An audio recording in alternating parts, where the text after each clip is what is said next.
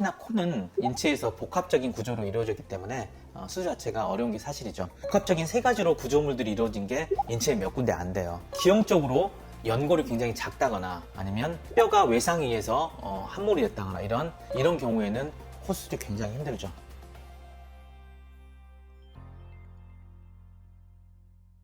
안녕하세요. 코에 대한 모든 것 바로코 대표원장 김준입니다. 오늘은 첫 코 성형 시 어려운 케이스에 대해서 알아보도록 하겠습니다. 다른 수술도 마찬가지겠지만 특히나 코는 피부나 연골, 뼈 같이 이런 인체에서 복합적인 구조로 이루어졌기 때문에 수술 자체가 어려운 게 사실이죠. 코 성형의 어려운 케이스를 크게는 두 가지로 나눌 수 있어요. 하나는 구조적인 문제 때문에 수술할 때 하기가 어렵다는 케이스가 첫 번째고요. 또 하나는 이런 코가 가지는 대표성과 그런 기능적인 문제 때문에 심리적인 문제를 가지고 있어서 어려운 케이스로 나눠볼 수가 있습니다. 첫 번째로 구조적으로 어려운 케이스에 대해서 알아보도록 하겠습니다. 인체에서 피부, 그 다음에 안쪽에 들어가는 뼈 이후에 이런 말랑말랑한 물렁뼈라는 그런 연골로 이런 복합적인 세 가지로 구조물들이 이루어진 게 인체에 몇 군데 안 돼요. 첫 번째로는 코가 있겠고요.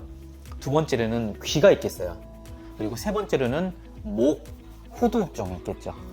그리고 또 하나 있는 게 관절이에요. 이런 부분들이 가장 문제가 많이 생기죠. 왜냐하면 우리가 관절에 디스크도 많이 생기고요. 그 다음에 귀 같은 경우에는 질환도 많아요. 그리고 목 같은 경우에는 외상을 당하게 되면 이게 손상하기 복원이 굉장히 힘들죠. 그래서 코가 가지고 있는 첫 케이스 중에서 가장 힘든 거는 코 안에 있는 비중격 연골이 손상돼 있거나 아니면 부러졌거나 아니면 없는 경우, 이런 경우에는 코 수술이 굉장히 힘들죠. 코 피부가 굉장히 두껍다거나 아니면 굉장히 얇은 경우에도 수술하기 굉장히 힘들어요. 피부가 굉장히 두꺼운 경우에는 내가 안쪽에 아무리 수술한 사람이 모양을 잘 내놔도 그게 바깥으로 표출이 안 돼요. 안에 피부가 두꺼운 경우에는 이 피부를 이루는 층 중에서 지방이나 아니면 진피나 이런 층들에 있는 살들을 조금 제거해가지고 피부가 어느 정도 좀 부드럽고 얇아지게 만들어야 되죠.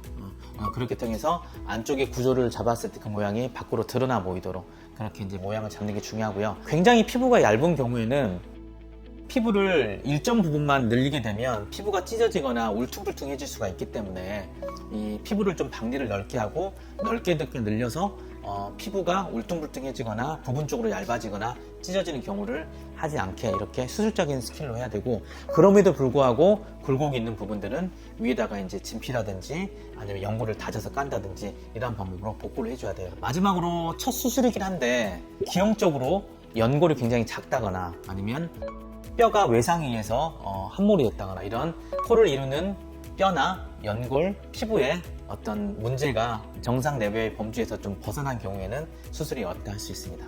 두 번째로 심리적인 문제가 있으신 경우에는 굉장히 수술하기가 어렵죠.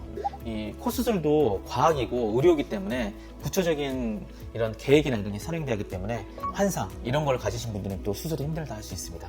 오늘은 첫 코 성형 시 어려운 유형들에 대해서 알아보았습니다. 환자분들하고 상담하다 보면 저는 첫 코라서 굉장히 쉽지 않아요, 좋은 결과가 나오지 않아요 라고 물어보시는 분들이 있을 때마다 제가 항상 하는 말이 있습니다. 모든 수술은 다 힘들어요. 저는 모든 수술을 할 때 정말 최선을 다해서 작품을 만들겠다는 마음으로 수술합니다. 환자한테는 정말 중요한 문제고 또 그렇기 때문에 첫 수술도 항상 어려운 법입니다. 충분한 상담을 통해서 좋은 의료진과 이렇게 구체적인 목표를 가지고 상담을 하기를 권합니다.